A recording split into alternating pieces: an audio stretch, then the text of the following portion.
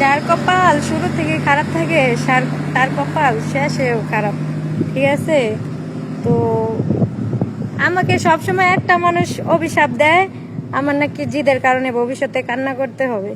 আচ্ছা, আমি যদি ভবিষ্যতে কান্না করি ভাই, তোমার পা ধরে কি আমি ক্ষমা চাইবো যে আমার ভুল হয়ে গেছে, ক্ষমা করে দাও, আমি তোমার জন্য কান্না করতেছি? না তুমি দেখবা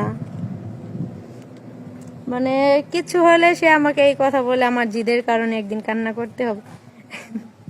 আমি তো কান্না যখন করব তখন তো তুমি দেখবো না, কারণ তোমার বাড়িতে বউ আছে, বাচ্চা আছে, তখন কি তুমি আমাকে সময় দিবা?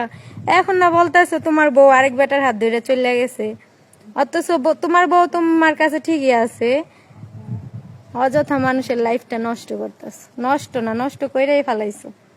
তো যাই হোক, সময় থাকতে ভালো হয়ে যাও, আর কিছু বলতে চাই না। আবার কেউ ভাববেন না, রিয়েল কথা বলতেছি।